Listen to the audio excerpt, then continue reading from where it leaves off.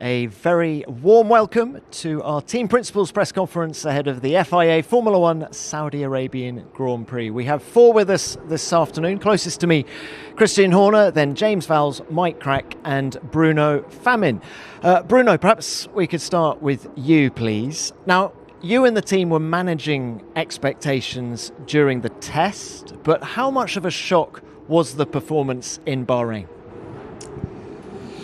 Yeah, that's right. That it was a shock because we were really expecting a difficult start of season. We knew, and this is what we said during the launch of our car. That, but to be on the last row and the quali was a shock, to be honest, and it just confirmed the needs of changing in our team, and we made the change. Well, on a performance point of view, do you understand the issues with this car and have you got a route forward? Yeah, we understand the issues. The main issues are quite clear. After, we have to remember also that we are at the first race of the season, which is very long. The car is totally new. We have a development coming. We will work hard in developing that car. But of course, understanding what are the problems is key to solve it. And we have a quite clear idea of what are the problems, and we are really working hard. Bruno, what is the biggest problem? One of the biggest complaints of the driver, it's not a secret, because we can hear it on the radio, it's the lack of traction. That's why in Bahrain, where we really need very good traction with the slow corners, it was especially difficult. All right, and just tell us a little bit more about having three technical directors. Why have you gone down that route? We really want to bring to the factories what we have done on the track side by the end of the last season. I mean, changing the mindset, unleashing the creativity, and having three technical directors make the organization much more horizontal, much less vertical, more reactivity, more agility, and really the motto is really to develop our people. We have very talented people, and we want them to bring as much as they can to the project, to the team, to the company. When will we see the fruits of their labours? Is it going to be soon, or are we looking to 2026? Both, because we have a new car with A524. There is potential in this car. We have something coming for sure, but we also need to change our way of developing the car, maybe racing the car as well. We need to change really our approach, our general approach. On everything we will learn on A524 will be very helpful for developing the A526 for sure. Okay, Bruno, thank you for that. Mike, if we could come to you now. You had the fifth fastest car last time out in Bahrain. On the strength of what we've seen already here in Saudi Arabia, do you expect to be more competitive here? I certainly hope so. I think, yes, I agree that we were fifth fastest team in Bahrain, but we need to, obviously, I said it last year as well, we need to wait a couple of races to really see where we are. I think we were quite surprised in qualifying about our performance, but we were also a little bit surprised in the race. But the ranking itself, we were not really surprised. This is what we were expecting. Now, we've just heard from Bruno what the biggest issue is with the Alpine. What is the biggest strength of the Aston Martin this year? We have done one event, so I think we should wait a little bit before we speak too much about the strengths and the weaknesses, because we had one track where Bruno said it is a very special track. Here is a bit the opposite, so I think we should wait a little bit before we identify strengths and weaknesses. Okay, well, look, we've also been talking to Bruno about technical restructuring. That's not the case so much at Aston Martin, but you have announced Bob Bell as the Executive Director Technical. Can you explain the thinking behind employing him? Well, we have... with Bob, we're fortunate to have recruited someone, with a huge amount of experience, with huge amount of technical knowledge, and I think, when you look what we have on our plate in the years to come, we felt that it is important to strengthen our technical department further. And when someone like with this caliber is available, then I think it's very important that you try to have that. And yeah, I mean, Bob has started. It was a very good start already. We're quite happy that we managed to have him, and let's see what this brings. Are you surprised that Bruno let him go? Yes. Okay. Look, final one from me. Fernando Alonso said he was going to wait a couple of races before making a decision about his future. Are you getting a feel for which way the wind is blowing? Sorry, can you repeat? How confident are you that Fernando will commit to Aston Martin? Well, I think Fernando highlighted many times now that first he needs to be sure about himself, what he wants to do, because he's a driver that is not participating in Formula One. When he does that, when he runs, he wants to be at the front, and the commitment that you need for that, I think he's very aware of it. So he needs to make up his mind first if he wants to stay, and then if that's the case, we will push or we give everything that he stays with us. All right, Mike, thanks for that. James, coming to you. Now, you've said it wasn't the cleanest weekend for Williams in Bahrain. Have you been able to make progress in the right areas since then? Very much so. So, I mean, the cleanest weekend was obviously we had an issue with Logan's steering wheel that meant he was just out of contention. And with Alex and Logan, we were overheating the PU very significantly, which just meant we had to drop back from competitors, couldn't overtake, and a large hindrance in that. But I think even more than that, we just didn't get everything right. We were on the back foot when we started testing there, very late coming into things. And the impact on the race is a consequence of that, in my opinion. The main item now is coming here to Saudi and making sure that we recover what we can from that and start moving forward. How complicated is it to introduce a new steering wheel? In terms of putting it in place, quite easy, you just click it in. But in terms of the electronics underneath, fairly complicated. As with everything on the car, when you're completely going from ground zero back up, which is what was happening with that steering wheel, it's an all-new design, it is very easy to introduce slight issues as a result of it. With the car now, we can put it onto something called a VTT, a virtual track test systems, cooling, radiators. With steering wheels, you can run it on the DIL, the driver in loop simulator, but there's no vibration or otherwise. And it's only really when you're running an angle on the track that you can start to explore some of those features.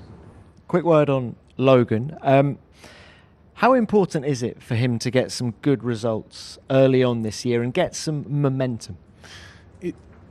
It's important to him to get good results. The only thing I would say is it's not the early on bit. What we have to see from him is progress as we continue on. Early on implies that there's a risk if he's not performing after 3 races, something will happen, and that's simply not the case. But in the case of Logan, he knows that he finished last year starting to build on what he had as an experience base, and he's coming back here not as a rookie now, but someone that has a year's experience behind him. He's got to build on that without mistakes, without error, and continually move forward. And I would say today in FP1, happy with that when you look at the gap to Alex, but the field is so tight now that just a 10th is pushing you back 4 or 5 places where we are. James, thank you for that. Christian, coming to you. In terms of performance, the team has clearly done a fabulous job with RB20. Is there one aspect of the car's performance that stands out? I don't think there's any single attribute that stands out. I think, as you said, it's been an outstanding team performance. I think the technical team, as you could see, it's an aggressive evolution of RB19. We took a concept that was hugely successful in RB19, the most successful car of all time. But I think that you can see that the whole design team and the production side of the business, the supply chain, all aspects of the business have pushed the boundaries, with this car to keep evolving it, to keep pushing it. And I think that there's some great ingenuity on the car but it's only a sample, one sample of 24 races at a specific track. All the tracks vary quite a lot that are on the tour and in the championship. So, let's see how the car performs at a completely different venue at a street circuit like this. Checo wasn't as happy in the car last weekend as Max. Is he in a better place here? Well, he's always run very well at street circuits, and he's always revelled at this kind of circuits with, barriers and you know, concrete in close proximity. So you know, he had his first ever pole position here.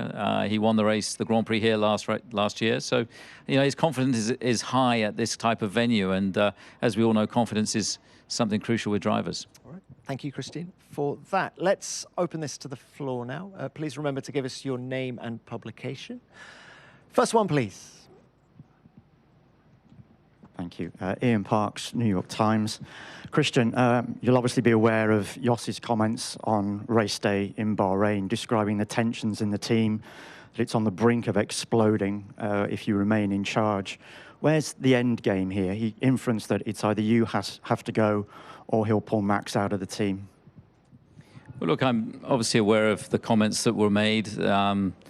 There was a discussion subsequent to the race, and I think everybody's focus is very much on the future. The team's focus is very much on defending both of these world titles that we've fought so hard to achieve. Max's 3 successive world titles, to build on that. The 55 victories that he's achieved, the 114 victories that as a team we've achieved, and now sit tied with Williams on the amount of Grand Prix victories. So you know, our focus is very much on the future, and as I say, discussions took place following the race in Bahrain, and we're all looking forward. Thank you, Christian. All right, next one, please.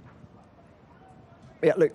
Luke Smith from The Athletic. Christian, another one for you. Could you talk a bit more about those discussions? Like, do you feel the air has been cleared between the two sides in this?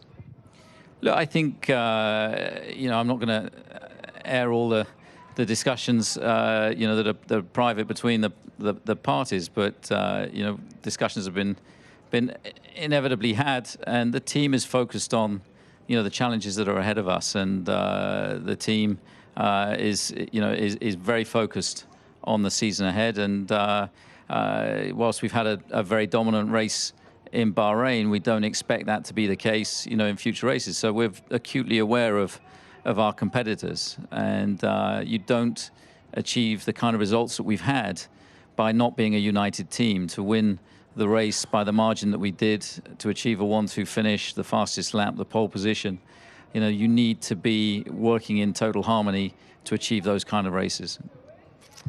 Thank you. Next one. Christian, another one for you, sorry. You've confirmed that you would absolutely be here as team principal in Bahrain, but can you confirm the same about Max, that he will see out his Red Bull contract? I'm certain that he will. I mean, he's got a great team around him. He's got, you know, great faith in that team. And, you know, we've achieved an awful lot together. So, you know, he's committed to an agreement until 2028. And yeah, you know, from a team side, from Max's side, you know, we're determined to build on the success that we've achieved already. And you know, those 55 victories have all come in Red Bull cars. All of the podiums have come in Red Bull racing cars, and you know, we're determined to to build on that and add hopefully many more in the future. Thank you. Another one. Eric, yeah. Erik van Haren, Telegraaf. Sorry, again for Christian. About Max's father, do you think Lewis made some comments yesterday about it as well? Do you think he is too involved in all this and it's maybe a distraction for everyone? Well, look, obviously Max's father has played a key role in his career and getting him to Formula One. But obviously, you know, Jos is his own man. Max is, you know, his own man as well, and we've seen him go from being a teenager when he joined us to, you know, now very much a young man that's achieved what he has. So, you know, it's not for me to comment on relationships between fathers and drivers. They're all unique between the different individuals. Thank you. Any more? Yep. Sam Johnston, Sky Sports. Another one for Christian. Do you have any regrets about the potential reputational damage that has emerged from this episode for the team, for yourself and sponsors? Well, obviously there's been an awful lot of you know, coverage surrounding this, but one has to go back to the basis of a grievance was raised, it was fully investigated, and it was dismissed. And from there, we move onwards. And I think an awful lot has been made out of this. Obviously, it has been obviously of great interest in different elements of the media for different reasons. And I think the time now is to look forward and to draw a line under it. We're here to go racing. We're here as a Formula One team. And the time now is to focus on what is going on track and the performance of the cars and the drivers and where the spotlight should be during the course of a Grand Prix weekend. Thank you. Yep, Luke. Luke Smith from The Athletic. Christian, another one for you. The reports today that the complainant has been suspended by Red Bull Racing. Are you able to explain the decision or comment any further on that matter? Look, I'm afraid that I can't comment on anything that's confidential between an employee and the company, so I can't offer you anything on that, I'm afraid. I'm going to bring in one of the other three. Mike, why don't we bring you in just quick?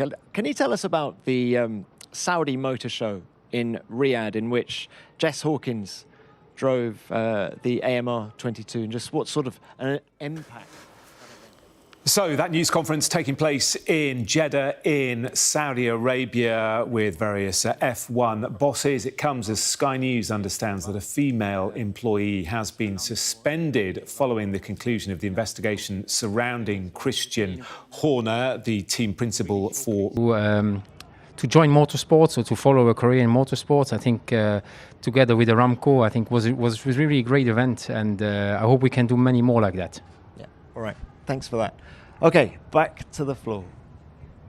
Ed, yep. Ed Straw from The Race. Another one for Christian. Obviously, you can't comment on the situation about the employee suspension. Is there a plan to bring some transparency to this in the future? And do you kind of recognise why it's necessary to do something? Because obviously to the watching world, particularly the sort of female population watching, it doesn't really fit in with the attempts that F1 and Red Bull have made to show that it's a positive place for women to be, and you can understand why it hits a nerve there. So is there anything that you can commit to down the line that will actually make what's happened clearer and regain that confidence? Well, I think it's a complicated issue because each company and these companies will be exactly the same as with any other major company, that there is a grievance process that takes place in any company, and that process is confidential between the individuals, and the company itself. Now, I'm not at liberty, unfortunately, due to those confidentiality and out of the respect to the company and of course the other party, that we're all bound by the same restrictions, and so. Even if I would like to talk about it, I can't because of those confidentiality restrictions. Now, there's a reason for that. Now, the only reason that this has gained so much attention, obviously, is because of the leakage and the tension that there's been drawn in the media, and which has been very very trying in many respects, and particularly for my family, because it's all been focused very much in one direction. And of course, what has happened then after that, others have looked to take advantage of it. And whether that be for, unfortunately, Formula One is a competitive business, and there's been obviously elements have looked to benefit from it, and that's perhaps the not so pretty side of our industry. So, of course, there are always lessons, but there's a process that is governed within within the company, that it's not an FIA issue, it's not a Formula One issue, it's a company employee issue, and that would be the same in any in any major organisation. Thank you. Next one, Ben. Yeah. Ben Hunt from The Sun. More investigations. This time the FIA, the president has been accused of meddling in the result here last year. I just wanted to get your opinions on that, and obviously you will be, I presume, seeking full clarity on that report. Bruno, we'll start with you. Yeah, what we think is that we should really be able to focus on what happened on the track, with our sport. And this is our responsibility to all of us, I think, promoter, regulator, teams, to be examples for all. And there's an investigation at the FIA, as far as I understand. They have their own process, and they will follow the process. But it's up to all of us, I think, to be to show the exemplarity to all. And we really need that. Mike? Yeah, I think 12 months ago here we were one of the involved parties. I think it can be reread in the stewards' documents how the whole process was. We executed the right of review. We brought new evidence, and the penalty was taken out. So I think from that point of view, for us, the whole matter is clear and closed. It was something I found out when I read it, probably the same as everyone in this room, but what I'm pleased to see is there is a process in place to review it, and I think we should be judged not by the moment we're in now, but in the future, once we look back at that. I think for the now, as far as I understand, it's in review, which is the right thing. I think the one thing that I've seen and learnt certainly from any investigation is that don't preempt the facts. You know, there needs to be an investigation, and I'm sure the relevant parties, and again the process that they have within the statutes of the FIA, will be followed. And all I would urge is don't prejudge. Wait for the facts. Wait to see what is the reality before coming to a judgment. All right, thanks all. Back to the floor. Yes, more questions. Christian Mehnert, motorsportmagazin.com. Another question for you, Christian. You touched on this a bit earlier. Do you think there is a campaign against you? And if so, who do you think is behind? Look, we've been tremendously successful. We've done a lot of winning. And, we're very united as a team, and that's what we're focused on, for the future. There's been, obviously, an awful lot of coverage around this situation, but I think the time really is now to move on, to focus on what's going on the track.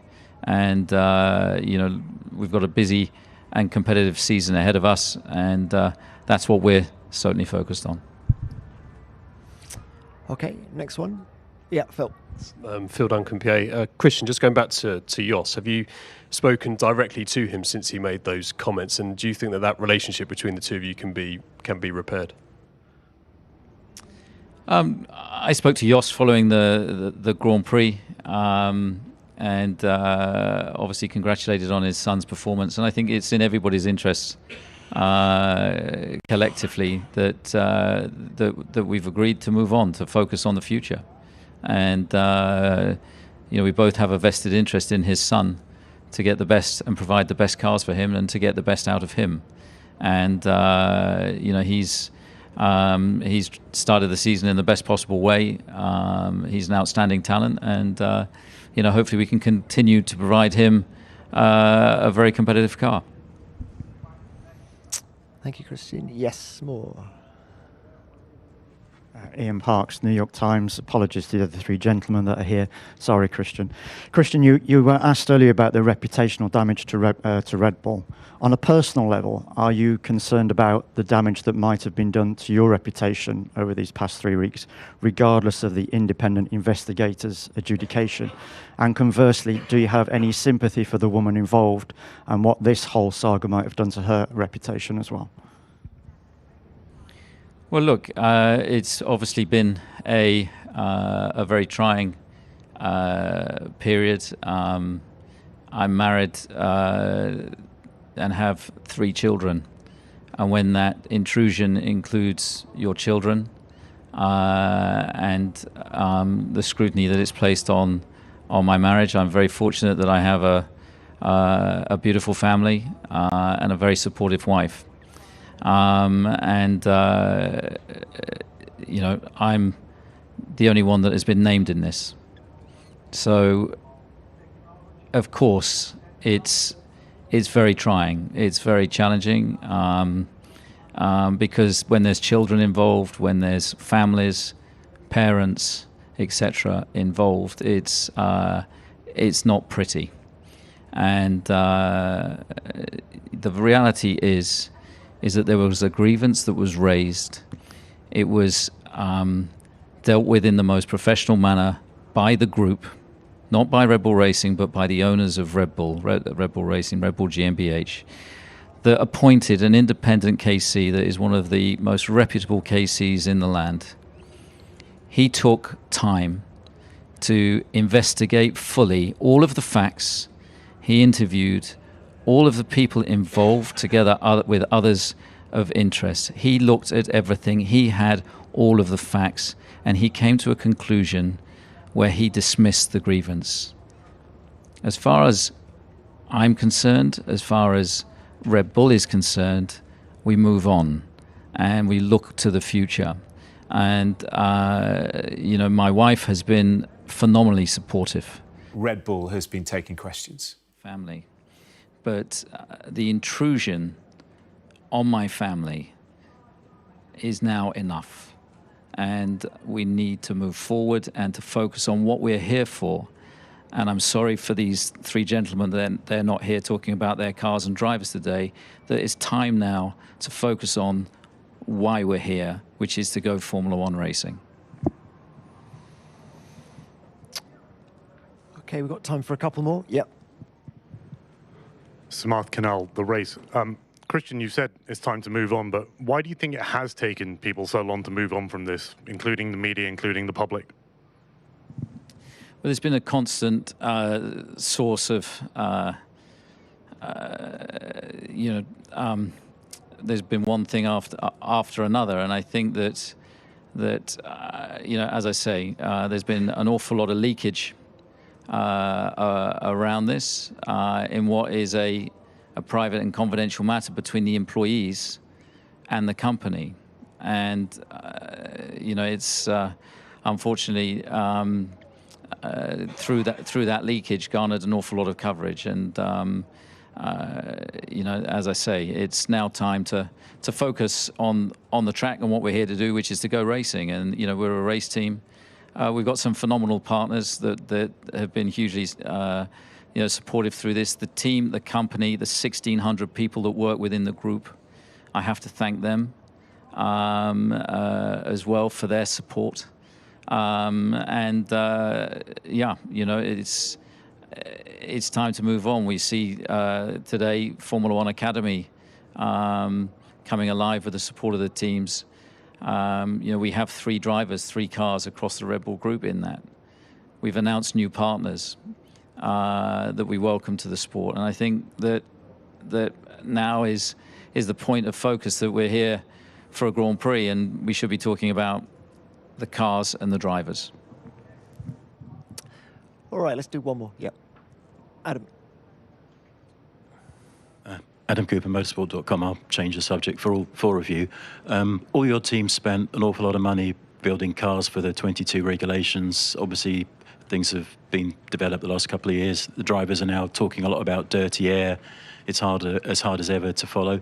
Have these regulations failed? Can there be any tweaks for 25, or do we have to wait for 26 and a whole new package? James, let's start with you. I don't think the regulations have failed. I think they'll be wholeheartedly unfair. I think the competition is pretty tight in the midfield. There is overtaking that takes place. I think even on the data that we can see now, it's still better than the 21, 20 generations of cars. But undoubtedly, and especially the leading pack have developed the car in an extraordinary way that is, as you develop downforce, making it harder to follow. But I still think on all the metrics and all the data we can see, you're now getting closer than you were before as a result of things, which was an intention behind it. Whether they will improve in 25, no, I don't think so. There's no reason to think it will improve next year. And in 26, again, the rules are still being ratified as we speak, so it's hard to evaluate that. Mike, anything you'd like to add? Yeah, I agree with James. I think the regulations are not a fail at all. I think it has allowed various designs from the beginning. Then obviously a dominance that none of us want, but that's a fact. But all in all, I think we have one more year to go, and then we welcome the new ones. As James said, they're not 100% fixed yet, and we look forward to them. But honestly, I think the current regulations are well done and well made, and we have had great racing behind one team. Yeah, nothing much to add, to be honest. I think I'm fully in line with James on Maker. All right, Christian, final one. I totally agree with these three gentlemen. All right, we'll leave it there. Thank you, gentlemen. Good luck this weekend. Thank you.